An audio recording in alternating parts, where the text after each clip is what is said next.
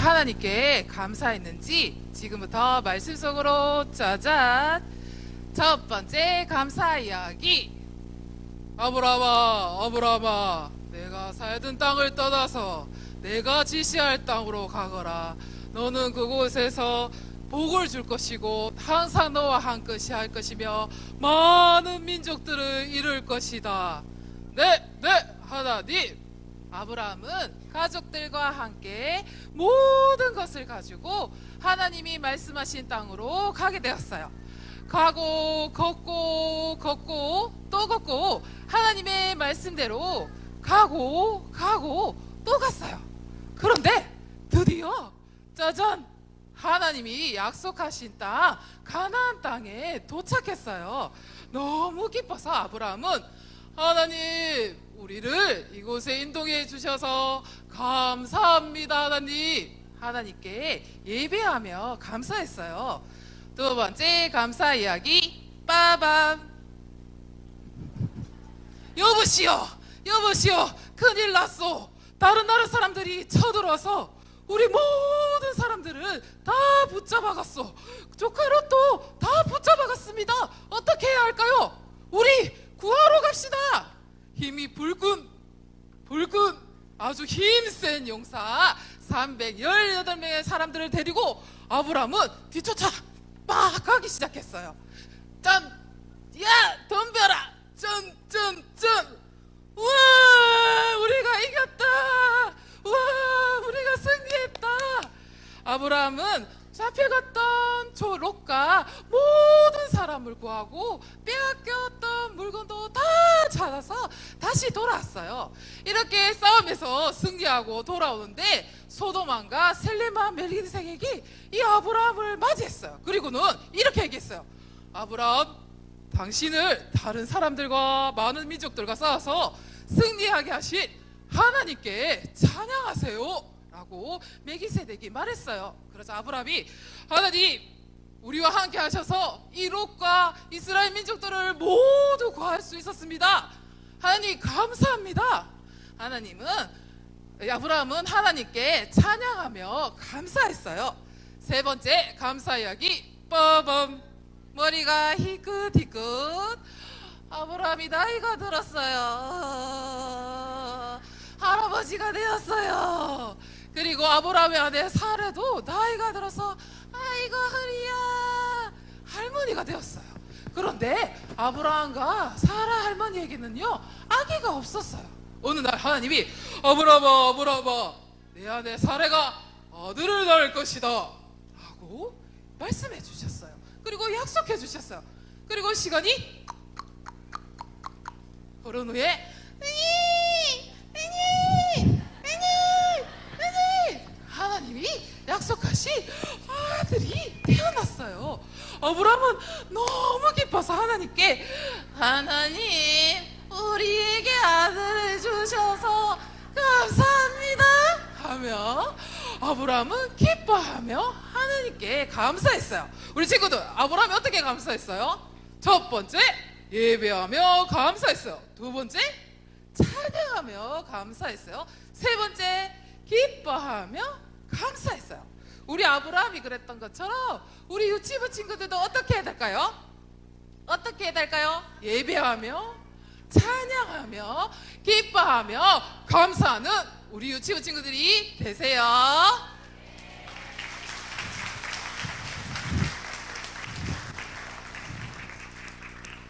자, 아동부 친구들, 전도사님이 친구들에게 한 가지 물어볼 텐데 큰 소리로 한번 대답해봐요. 친구들 혹시 큰 믿음 갖고 싶나요? 큰 믿음 갖고 싶나요? 그러면 이 큰 믿음은 어떻게 하면 생겨나요? 힌트. 그렇지, 말씀은 들으면서 생겨나잖아요. 그러면 오늘 말씀은 잘 들어야 될까? 잘 들어야 될까? 맞아요. 오늘 말씀 잘 듣기를 바랍니다. 자, 아브라함이 그 갈대아 우르에 아브람이라는 사람이 살고 있었어요. 그런데 어느 날 하나님이 아브라함아, 하람아, 서윤아, 하나님께서 아브라함에게 무슨 하실 말씀이 있으신 것 같아요. 도대체 무슨 말씀일까요? 사실 이 아브라함은 갈대아 우르라는 곳에 아주 오랫동안 살고 있었거든요.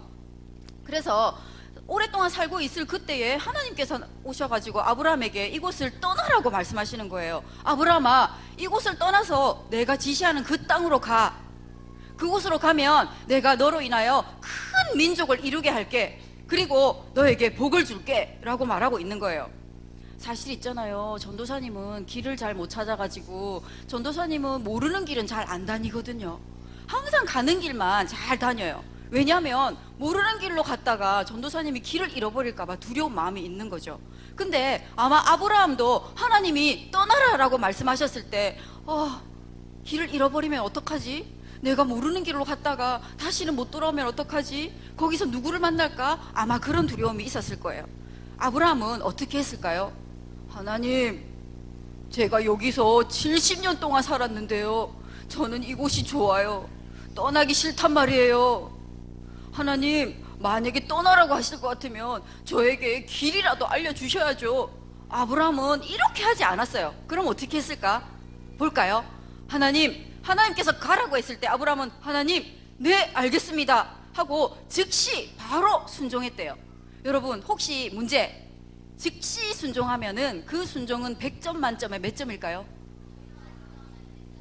100점 만점에 100점. 진짜 똑똑하네요. 어려운 문제인데.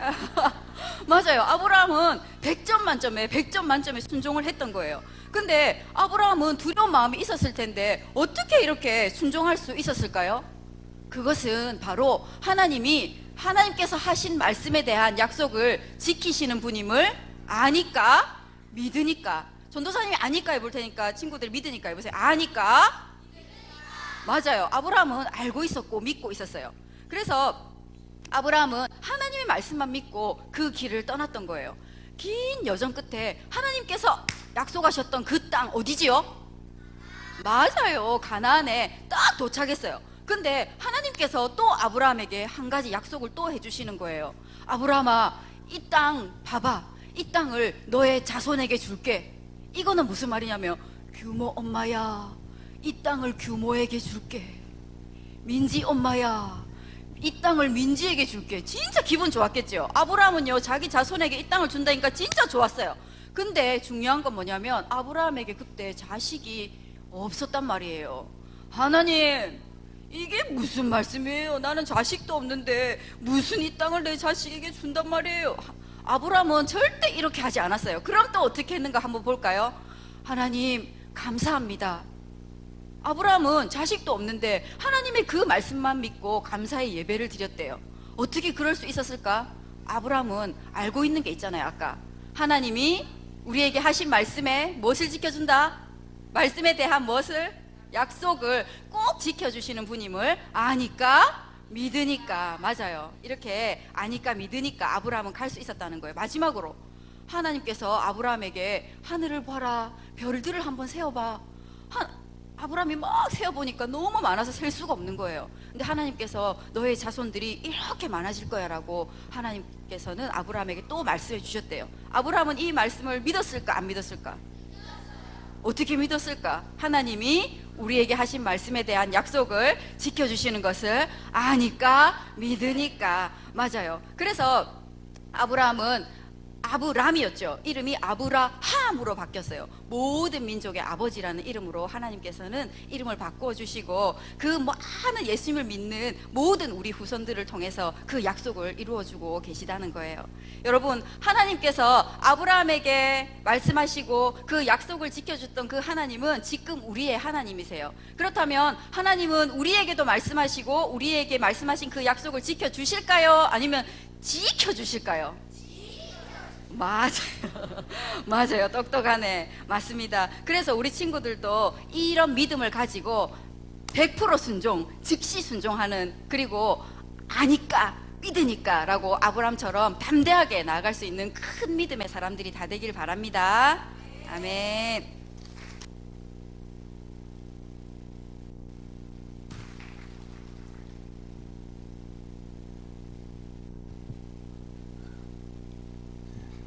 할렐루야. 네, 네.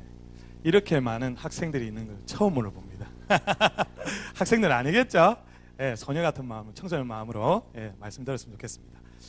오늘 창세기 12장은 우리 신앙인들이 일생 살아가는 동안 마음에 간직을 해야 되는 내용들이 있습니다.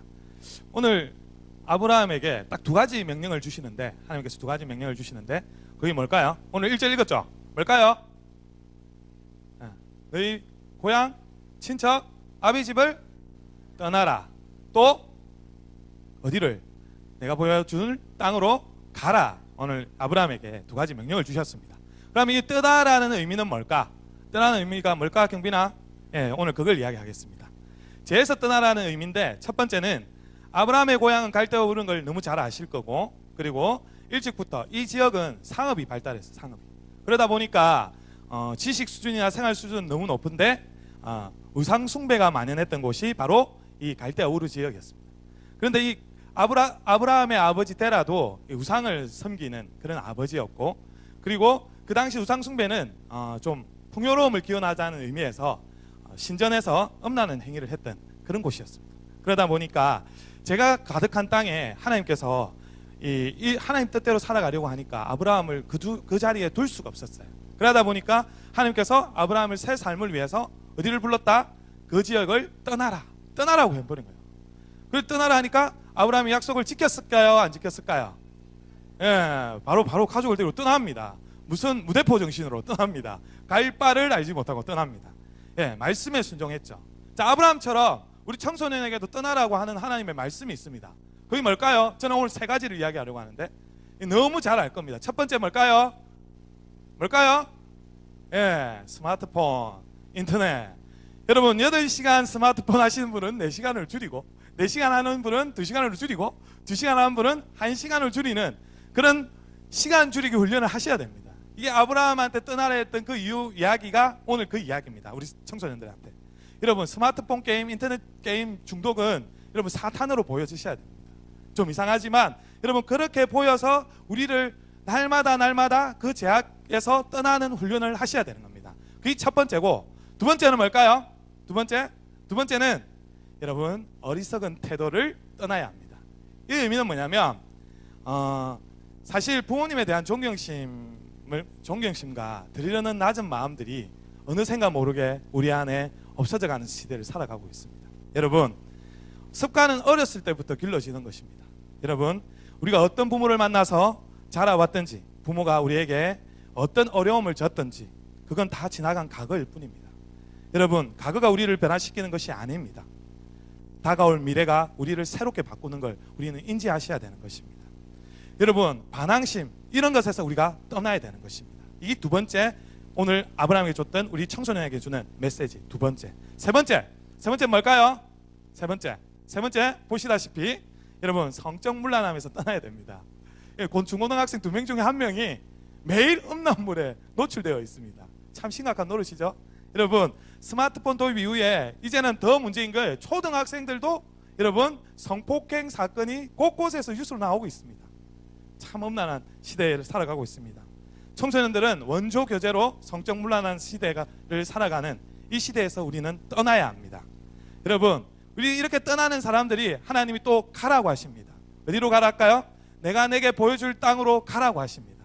그 땅 가라고 하는 것은 하나님의 꿈을 이루는 사람들, 하나님의 꿈을 가지고 가자라고 이야기를 하십니다. 여러분 하나님의 꿈을 품은 청소년들은 어떤 사람이냐면 더 이상 연예인에게 열광하지 않습니다.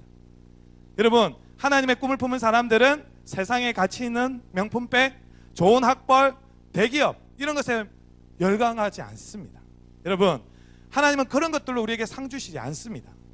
내가 과거에 얼마나 잘 살았든 화려하게 살았든 그리고 과거에서 세상에서 인정을 받았든 주님께서 만나실 때 그런 것을 요구하지 않습니다. 오히려 그것들을 누리고도 하나님 나라에 기여하지 않으면 책망만 더 클 뿐이라는 것을 우리 청소년들은 알아야 되는 것입니다. 여러분 하나님의 사람들은요 하나님 앞에 인정받을 만한 일에 열광해야 되는 것입니다. 교회를 세우고 교회를 부흥시켜 나가고 기독교적인 가치관을 가지고 세상을 바로 세워나가고 그리고 민족과 열방 가운데 죽어가는 수많은 영혼들에게 하나님의 복음을 전하고 그리고 하나님 나라를 확장시켜 나가는 일, 다시 오실 예수님의 길을 예비하는 그런 일에 열광해야 되는 것이 우리 청소년들입니다. 여러분 이런 질문할 수 있습니다.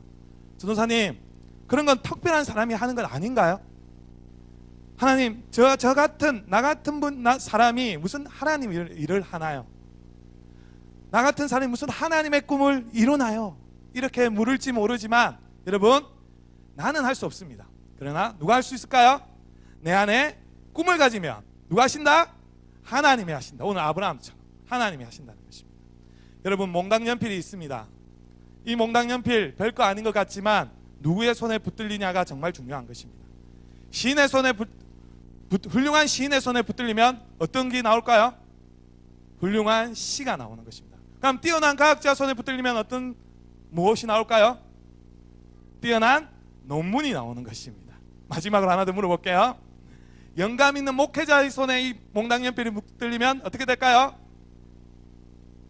그렇죠. 어른들이 더 잘하네. 사람을 살리는 설교 원고가 나오게 되는 것입니다.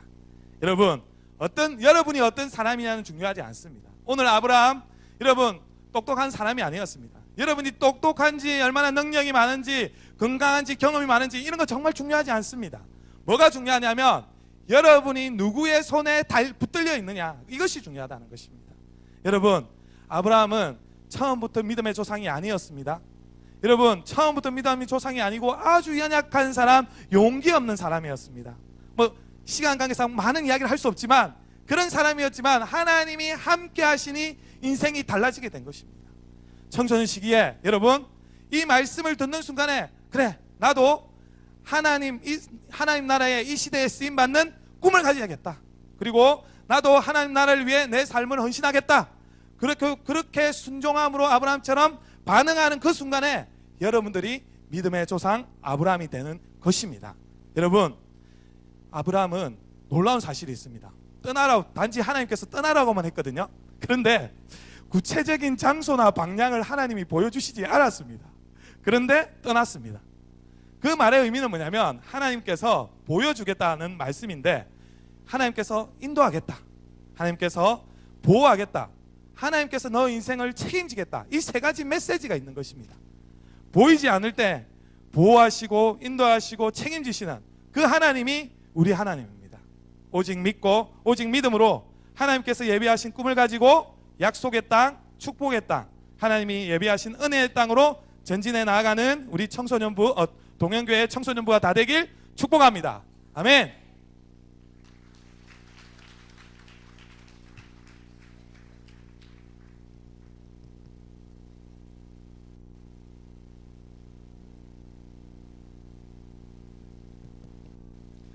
네, 이렇게 세 명의 설교자가 나와서 말씀을 전했는데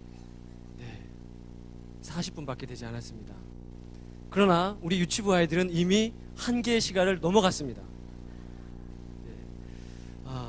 우리 말씀 구절을 제가 할 때 한번 따라해 볼까요? 히브리서 11장 6절에 이렇게 말씀을 하십니다. 믿음이 없이는 하나님을 기쁘시게 하지 못하나니 하나님께 나아가는 자는 반드시 그가 계신 것과 그가 자기를 찾는 자들에게 상 주시는 이심을 믿어야 할지니라. 아멘. 하나님께서 살아계심을 믿는 거죠. 그래서 아브라함은 보이지 않았지만, 갈 바를 알지 못했지만 한 걸음 내디딘 겁니다. 하나님이 아브라함을 고향과 친척과 아비집에서 뚝 떼어내는 거예요. 분리시키는 거예요. 과거에 우리가 의지했던 것으로부터 우리를 떼어내시는 겁니다. 떼어내서 하나님이 그냥 떼어내신 게 아니에요. 뭘 하기 위해서 떼어내셨습니까? 복이 되게 하시기 위해서, 저와 여러분을 복덩어리로 살게 하기 위해서 떼어내신 거예요. 그럼 복이 뭘까요? 여러분, 복 좋아하세요? 안 좋아하세요? 좋아하잖아요. 우리 한국 사람 복 좋아합니까? 안 좋아합니까? 좋아하잖아요. 앉는 방석에도 복, 밥그릇에도 복, 밥상에도 복, 문 앞에도 복, 새해에도 복. 새해 어떻게 인사합니까? 새해 복 많이 받으세요. 그럼 하나님께서 우리에게 주시는 복은 뭘까요? 복으로 살라고 그러는데 성경에서 말하는 복은 뭐냐? to bless, 복을 빌다는 겁니다. 복을 빌다. 내가 너로 복되게. 여기서 내는 누굴까요? 하나님. 하나님은 복을 주시는 분이고, 여러분은 어떤 분이라고요? 복을 비는 사람이에요. 복을 비는 사람. 복을 비는데 어떻게 비느냐? 이 복이란 단어에 to kneel, 무릎을 꿇다라는 단어가 들어있습니다. 무릎을 꿇고 복을 비는 거예요. 하나님 앞에 무릎을 꿇고 복을 비는 게 복이라는 거예요. 우리 집에 금은 보화가 쌓여 있고 무병장수하고 무탈하고 이런 것이 복이 아니라, 하나님이 왜 떼어내어서 아브라함을 부르셨는가? 복 있는 사람으로 살라고, 무릎을 꿇고 기도하는 사람을 살라고 불러내셨다는 거예요. 이것이 복이라는 겁니다. 자, 그러니까 아브라함아, 네가 무릎을 꿇고 기도할 때 너의 기도를 다 들어주겠다. 아멘. 이게 복덩어리입니다. 복덩어리. 하나님이 여러분과 저를 불러내셔서 여러분이 하는 기도는 다 들어주시겠다. 왜? 네가 복덩어리니까. 내가 너를 불렀으니까 무릎을 꿇고 기도할 때 그 기도 들어주시겠다. 저는 그런 기도를 합니다. 하나님, 이 부족한 자가 이 제단에서 무릎을 꿇고 우리 살아가는 동영 교우들을 위해서 기도할 때, 제가 부족하지만 기도하기 때문에 하나님이 다 들어주시기를 간절히 소원합니다. 이렇게 기도합니다. 그것을 위해서 하나님이 저를 여기에 보내신 줄로 믿습니다. 여러분은 복덩어리입니다. 복덩어리. 옆에 분에게 이야기하십시오. 복덩어리. 복덩어리. 복덩어리가 뭐라고요? 무릎을 꿇고 기도하는 사람으로 만들겠다. 너이기 때문에, 너가 기도하기 때문에, 내가 불러낸 너가 기도하기 때문에 너의 기도를 들어주시겠다는 거예요. 그게 복이라는 겁니다. 우리 교회가 복덩어리들로 가득 찬 교회가 되시기를 간절히 소원합니다. 아멘. 우리 하나님께 큰 영광의 박수. 예.